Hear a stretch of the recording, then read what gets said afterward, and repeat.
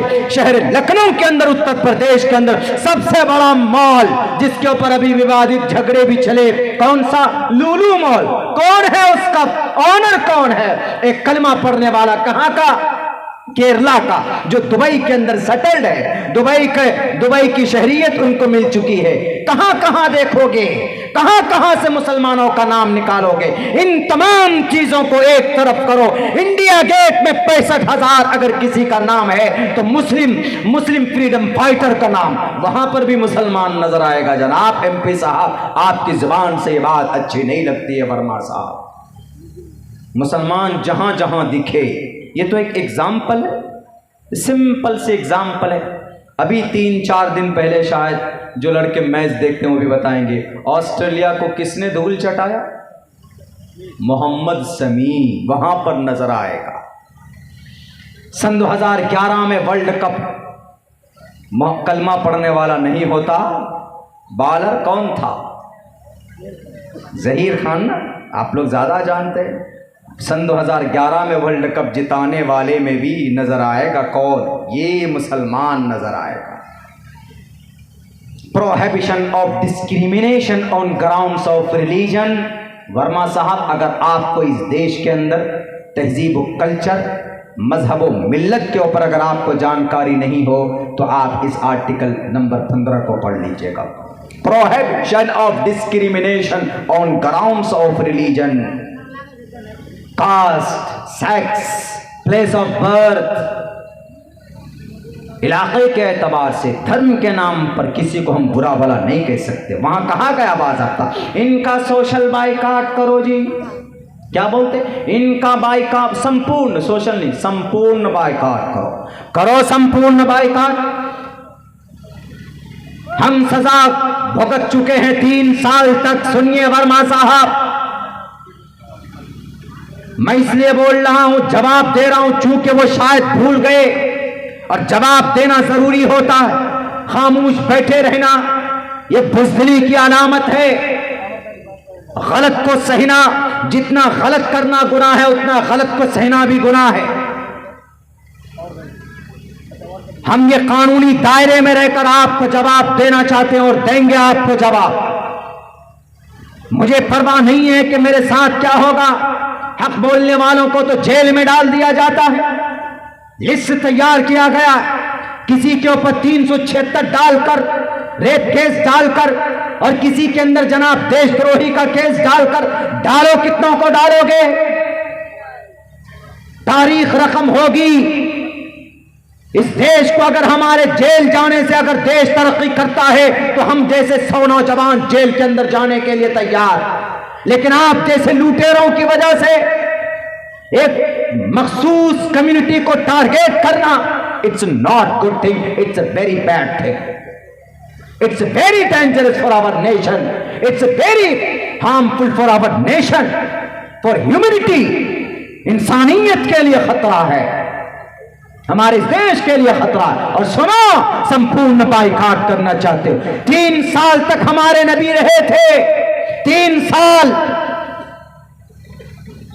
हमारे social boycott करने से अगर हमारा देश ऊपर जाता है, हमारे नोट के अंदर बढ़ोतरी होती, डॉलर कमजोर होता है, हमारी नोट और हमारी करेंसी मजबूत होती है, तो करो हमारा बाइकाट। हम तैयार हैं इस सजा को खेपने के लिए, बर्दाश्त करने के लिए। लेकिन पूरी दुनिया जानती, आप जैसे एक जिम्मेदार व्यक्ति की वजह से, आप जैसे मेंबर ऑफ पार्लियामेंट की वजह से, जो अपने बाप की मेहनत में, अपने अब्बा की विरासत में आपको कुर्सी इख्तिदार पर बिठाया गया है, वरना आपके अंदर कोई ऐसी स्किल्स नहीं है, आपके अंदर कोई ऐसी सलाहियत नहीं है जो कुर्सी इख्तिदार पर आपको बिठाया जाता। कभी मारने की बात करते हैं आप, कभी भगाने की बात करते हैं आप। ढूंढो तारीख, मैंने बताया है आपको भारत के अंदर कि जहां जहां ये नजर आए, देखो कहां कहां नजर आता है। जनाब आर्टिकल आर्ट्स में जाइए, अगर आप आर्ट्स में अदा में जाइए, अदाकारी में जाइए, तो देख लो फिल्म इंडस्ट्रीज के अंदर कलमा पढ़ने वाले छाए हुए। जाओ अगर तबला, अगर ढोलक बजाना सीखना है तो जाओ, वो नाम है किसी कलमा पढ़ने वाले का ही वो नाम है, शाद जाकिर। और जाओ पेंटिंग की दुनिया के अंदर तो वहां पर भी कलमा पढ़ने वाला फिदा हुसैन तुम्हें नजर आएगा। कौन से मैदान की बात करते हो? हर मैदान के अंदर अल्लाह तबारक व तआला ने दुनियावी एतबार से उनको कोई ना कोई हुनर जरूर दिया है। हम शरई एतबार से उन पर बात नहीं करेंगे, तबसरा नहीं करेंगे शरई एतबार से कितने मुजरिम हैं, लेकिन इस देश की जब बात है तो देश को तरक्की देने में, आगे बढ़ाने में एक बहुत बड़ा योगदान रहा है हमारे मुसलमानों का।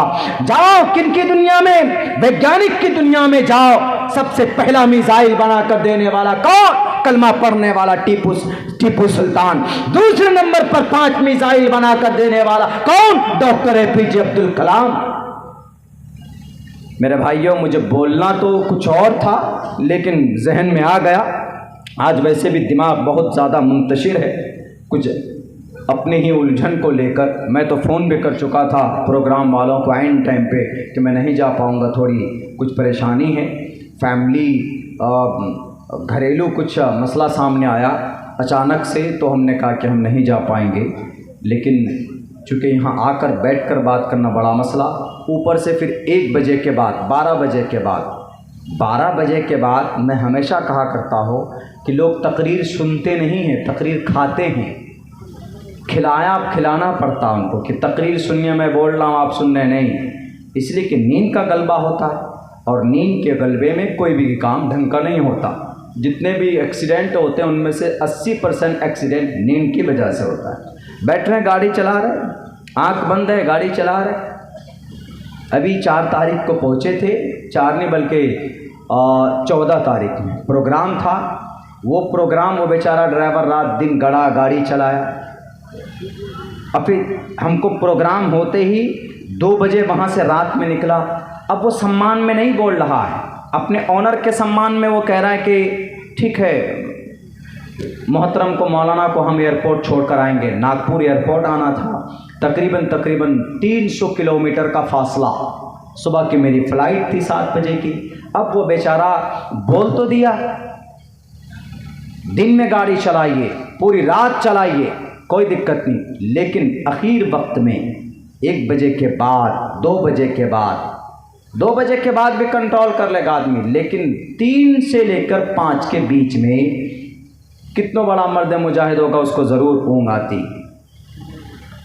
जब वो चला चुका गाड़ी तकरीबन 200 किलोमीटर, मैं आगे बैठा था, मैं उसकी तरफ देख रहा था, वैसे ज़बरदस्ती आँख को ऐसे खोल रहा था ऐसे। गाड़ी रुकवाए, गाड़ी रुकवाने के बाद हमने कहा तुमको जो कुछ खाना पीना है बाबू खाओ पियो, चाय पिया वो भी और हम भी। अब पीछे जो लोग बैठे तो वो तो ऐसे है कि जैसे वो पता नहीं जन्नत की सैर कर रहे हैं, खराटे ले लेकर सो रहे सब। उसके बाद उसको साइड में बिठाया, हमने कहा बैठो मैं गाड़ी चलाता हूँ। तब 80 से 85 किलोमीटर गाड़ी चलाकर हम एयरपोर्ट पहुँचे। चूँकि नींद एक ऐसा पहलवान है, आप इससे जीत नहीं सकते। आप नींद आएगी तो क्या करेंगे, उससे जीतने के लिए मुँह धो लेंगे जाकर, मुँह धोकर उसके बाद फिर 10, 15, 20 मिनट के बाद फिर आ जाएगी।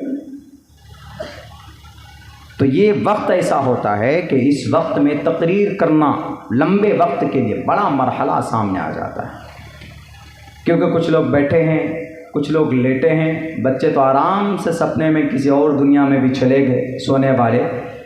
तो तकरीर भी जो सामने वाला जो कुछ बोल पाता है वो हम अपने से नहीं बोल पाते। हमारा जो मिजाज बनता है, हमारे अंदर जो बोलने की कैपेसिटी आती है, नए मज़ामीन आते हैं, अच्छी बातें आती है, वो आपकी तवज्जो की वजह से आती।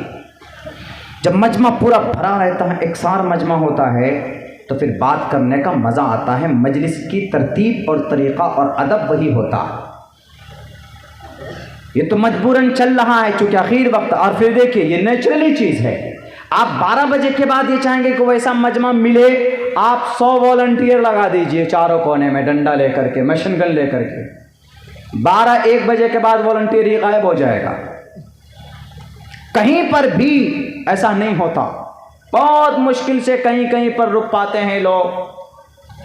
तो बहरकैफ ये बहुत ज़रूरी बातें थी, जो कि हमारे ये यूट्यूब वाले भाई साहब सब बहुत हैं। एक ही वीडियो है, मेरे ख्याल से 70-80 मोबाइल सब डालेंगे, कम से कम कोई एक यूट्यूब की कोई एक वीडियो तो पहुँचेगा मोहतरम वर्मा साहब तक। और हमारी बहन, वो अलीगढ़ की बहन है, वो शायद भारतीय जनता पार्टी की कोई रुकन है वो, तो उसने अभी ये दुर्गा पूजा में ये हरकत की। आज मुझे किसी ने भेजा कि मौलाना इसके ऊपर शरई एतबार से क्या मसला बनता है, आप लोगों के सामने पेश कीजिए। तो हमने ओपनली बता दिया है कि किसी मुसलमान को ये जायज़ नहीं है कि वो किसी कौम की मशाबहत इख्तियार करे, भले ही दिल से 100% वो एक अल्लाह को मानता हो 100%, लेकिन वो भजन नहीं गा सकते। ओम भूर्भुवस्वाहा तत्सवितुर्वरेण्यं भर्गो दिवस्य धीमहि धियो यो नः